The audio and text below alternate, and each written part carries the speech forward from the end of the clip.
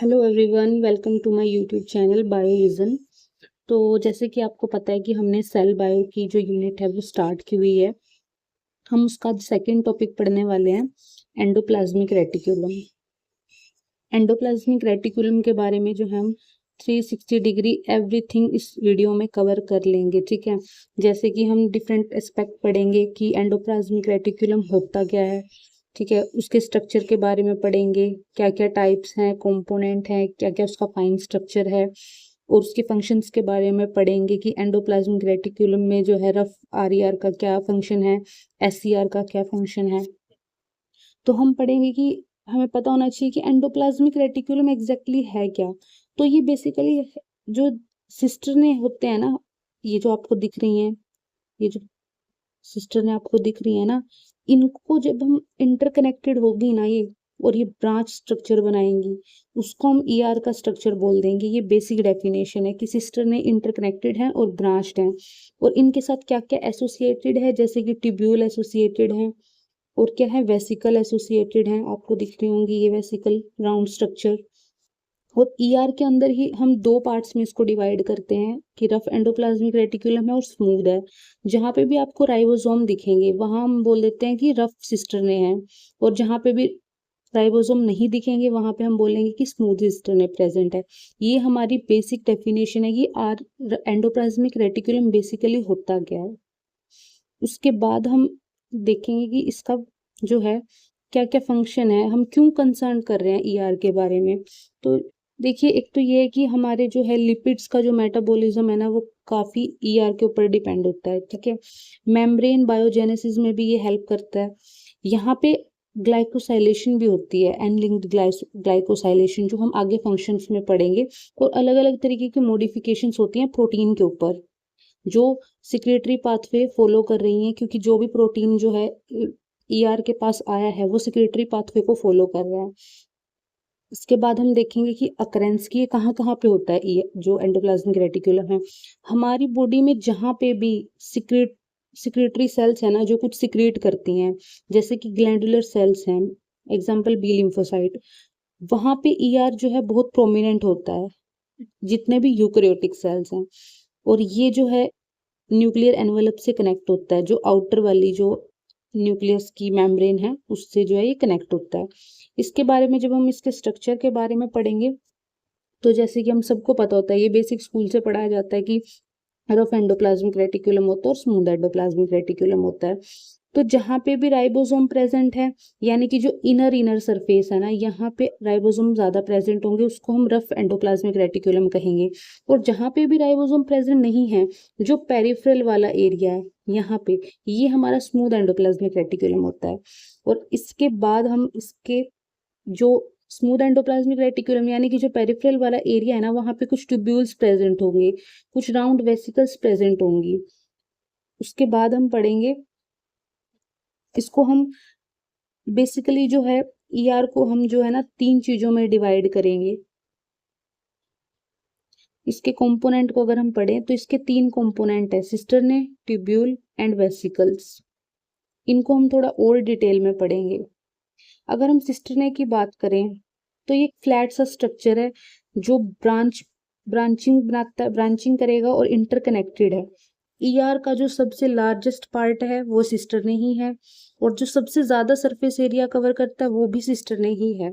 इसके इसी पे राइबोसोम्स प्रेजेंट होते हैं, जिसके बेसिस पे हमने इसको डिवाइड किया हुआ है रफ और स्मूथ में। और अगर हम वेसिकल की बात करें तो आपको जैसे कि पता है कि राउंड स्ट्रक्चर है, और ये वाली जो वेसिकल्स है ना, इनका ट्रांसपोर्ट में कोई रोल नहीं होता।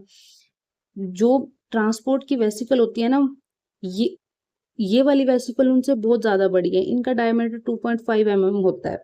जनरली जो क्या होती है, ये मार्जिन्स पे प्रेजेंट होती हैं सिस्टरने के, और यहाँ पे कभी भी राइबोसोम अटैच नहीं होता है, क्योंकि ये पेरिफेरी पे होते हैं। और उसके बाद हम बात करेंगे ट्यूब्यूल्स की। ट्यूब्यूल्स क्या है, नैरो स्ट्रक्चर है, जैसे कि ये जो पेरिफेरी पे प्रेजेंट है। फिंगर लाइक प्रोजेक्शंस है ये, जिनका डायमीटर 0.6 mm टू 1 mm रहता है। ये भी दो टाइप की प्रेजेंट होती हैं, फ्रिंज ट्यूब्यूल्स और फ्री ट्यूब्यूल्स। कुछ ऐसी होती हैं जो इस सिस्टरने के बिल्कुल साथ में लगी होती हैं, और कुछ जो है ऐसे फ्री पड़ी होती हैं। तो ये जो फ्री है ना, ये है फ्री ट्यूब्यूल्स बोलेंगे हम इनको, और जो इससे अटैच है वो फ्रिंज ट्यूब्यूल्स होते हैं। ये भी हमेशा जो है स्मूथ होंगी, क्योंकि पेरिफेरी पे यहाँ पे कोई भी राइबोसोम अटैच नहीं होता है। उसके बाद हम बात करेंगे इसके फाइन स्ट्रक्चर की। बेसिक स्ट्रक्चर तो हम सबको पता होता है, लेकिन फाइन जो है हम और ज़्यादा डिटेल में जाएंगे, और जब हमें और ज़्यादा डिटेल में ईआर का स्ट्रक्चर पढ़ना होता है तो हम माइक्रोसोम्स की स्टडी करते हैं। अब ये माइक्रोसोम होता क्या है? तो माइक्रोसोम ये होता है कि जब हम ईआर की मेम्ब्रेन ब्रेक होती है ना, तो वो छोटे छोटे वेसिकल्स में फिर से बन जाती है। ईआर ब्रेक हुआ तो ये माइक्रोसोम्स बन गई, छोटी छोटी ऑर्गेनेल ऐसे बन जाएंगी ये। जब हमने इनको डिटेल स्ट्रक्चर किया ना, तो हमारे पास ये स्ट्रक्चर निकल के आया, जिसको हमने और थोड़ा डिटेल में हम पढ़ेंगे। यहाँ मैं आपको सिर्फ इसके वो बताऊंगी कि यहाँ पे क्या क्या प्रेजेंट है, और आगे हम इसके डिटेल फंक्शंस देखेंगे। जैसे कि यहाँ पे एक साइटोक्रोम P450 प्रोटीन प्रेजेंट है, एक राइबोफ्लोरिन प्रेजेंट है, एसआरपी रिसेप्टर है। इस एसआरपी रिसेप्टर के ही फुट पे एक सिग्नल पेप्टाइडेज प्रेजेंट है। हमारे ये दो यहाँ पे स्नेयर्स प्रेजेंट होते हैं। हम इसको बेसिकली बोल सकते हैं कि अल्ट्रा स्ट्रक्चर है ईआर का। और सबसे इम्पोर्टेंट जो स्टार मार्क होता है वो होता है ग्लूकोज 6 फॉस्फेटेज एंजाइम, जो ग्लूकोज 6 फॉस्फेट को ग्लूकोज में चेंज करता है और फॉस्फेट को हटा देता है। इसके बाद हम ये जो भी पार्ट्स हमने पढ़े इनके डिटेल फंक्शन को देखेंगे आगे। यहाँ पे हम और भी बेसिक बात हमें पता होनी चाहिए कि ईआर की मेम्ब्रेन काफी थिन होती है, ये इसका डायमीटर है। प्रोटीन और लिपिड की जो प्रोपोर्शन है वो ऑलमोस्ट इक्वल होता है। इंटीग्रल प्रोटीन्स प्रेजेंट होते हैं। अब हम इन इंटीग्रल प्रोटीन के बारे में एक एक करके पढ़ेंगे। जैसे कि ग्लूकोज 6 फॉस्फेटेज है, ये ईआर की मेम्ब्रेन का ना मार्कर एंजाइम है, जो हमारे ग्लूकोज मेटाबॉलिज्म में हेल्प करता है। साइटोक्रोम P450 जो है एक रिडॉक्स एंजाइम है, और सबसे ज्यादा अबंडेंट है इंटीग्रल मेम्ब्रेन प्रोटीन, सबसे ज्यादा यही प्रेजेंट होता है। फिर हम एसआरपी रिसेप्टर की बात करेंगे, जो एसआरपी प्रोटीन के साथ बाइंड करता है, और ये एसआरपी प्रोटीन हम आगे पढ़ेंगे प्रोटीन के साथ अटैच होके आता है। फिर हम पढ़ेंगे आगे riboflavin. Riboflavin is just like a gate, दरवाजा है एक तरीके का, जो प्रोटीन को जो है अंदर लाने में हेल्प करता है।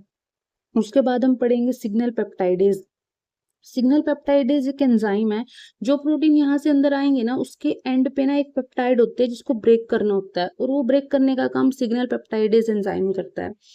इसके बाद आता है स्नेयर प्रोटीन, ये भी वेसिकल ट्रांसपोर्ट में हेल्प करता है। हम उसके बाद पढ़ेंगे ल्यूमन। ईआर का ल्यूमन कैसा होता है, उसमें ऑक्सीडाइजिंग एनवायरनमेंट होता है। अब जो सबसे इम्पोर्टेंट पार्ट आता है वो होता है फंक्शन, जो जहाँ से मेन क्वेश्चन बनता है नेट के पेपर में। बेसिकली यहाँ से सबसे ज्यादा क्वेश्चन आते हैं। तो यहाँ पे जो सबसे इम्पोर्टेंट है ना, वो ये पहले पहले वाला है। ये हमारा जो कोड ट्रांसलेशनल एंट्री करवाता है प्रोटीन की ईआर के अंदर। जो यहाँ साइटोसोल में, सॉरी, जो साइटोसोल में प्रोटीन बन रहा है ना, उसको लेके जाता है ईआर के अंदर। ईआर से फिर जाता है वो गोल्जी में, और फिर जो है सेल के बाहर चला जाता है, या उसकी जो भी उसका टारगेट ऑर्गेनेली है या मेम्ब्रेन पे उसको जाना है वहां से, ये इसका रूट रहता है। तो अगर हम उसके बाद सेकंड फंक्शन इसका होता है ग्लाइकोसाइलेशन का, कार्बोहाइड्रेट जो है ऐड होते हैं इन प्रोटीन के ऊपर। और उसके अलावा और भी मॉडिफिकेशन होती हैं, जैसे कि डाइसल्फाइड बॉन्ड अल्फा हेलिक्स का फॉर्मेशन होना। तो ये जो मैकेनिज्म है, यहाँ पे ये मैकेनिज्म हमें क्या दिखा रहा है, एक एमआरएनए है जिसपे कि बहुत सारे, जिसपे राइबोसोम ऐड है, और यहाँ से जो है एक प्रोटीन बन रहा है। ठीक है, एक एसआरबी प्रोटीन होता है, जो ये एसआरबी प्रोटीन क्या करता है, ये हमारे जो नया बन रहा है ना प्रोटीन, इस पे आके ऐड हो जाता है। और जब ये एसआरपी प्रोटीन है, ये एसआरपी रिसेप्टर है, ये यहाँ पे आके बाइंड हो जाएगा, और राइबोफ्लोरिन पे ये राइबोसोम आके बैठ जाएगा। जब ये दोनों फंक्शन होंगे ना, तब ट्रांसलेशन जो है ना कुछ टाइम के लिए स्लो हो जाती है।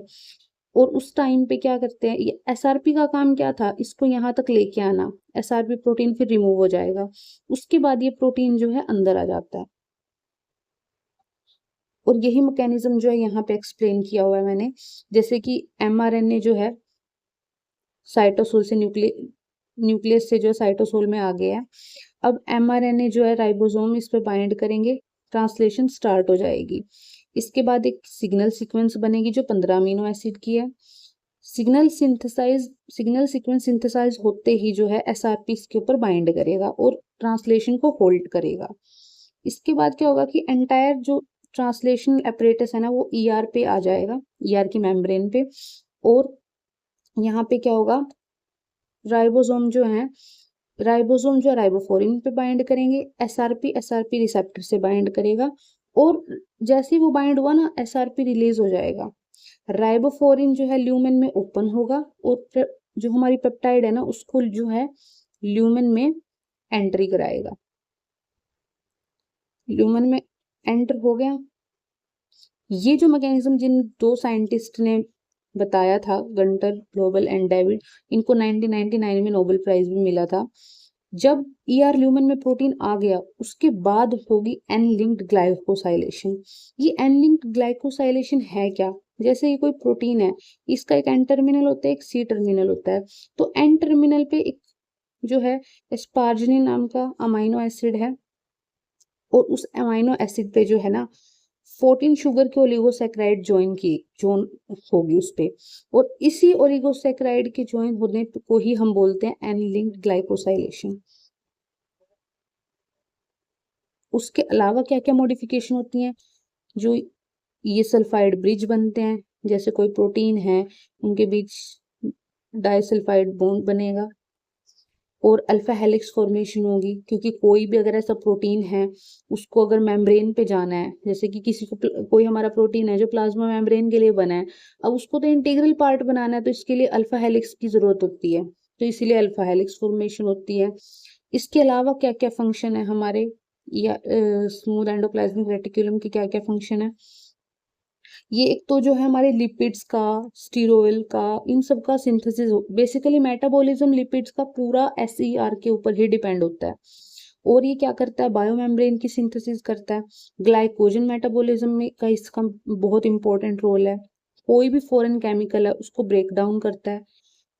कैल्शियम आयन को स्टोरेज करता है। जो कैल्शियम आयन कहाँ पे जरूरत होती है इस कैल्शियम आयन की, हमारे जो मसल सेल्स हैं वो जब जो रिलैक्स कॉन्ट्रैक्ट करते हैं ना, उसका मैकेनिज्म जो है कैल्शियम आयंस पे डिपेंड होता है। और उसके बाद जो है जितने भी ट्रांसपोर्ट वेसिकल्स हैं वो ईआर से होके ही जाती हैं, ईआर टू गोल्जी, और उसके बाद आगे ऐसे जो है एंटीरोग्रेट पाथवे हम बोलते हैं इसको, ऐसे प्रोटीन जो है आगे मूव करेगा। तो ये आज पूरा जो भी मैंने बताया ये पूरा ईआर जो है इसमें मैंने सम अप कर दिया है। अगर कोई भी एग्जाम से पहले आपको रिवीजन करनी है शॉर्ट में, आप इस वीडियो से कर सकते हो। Thank you so much.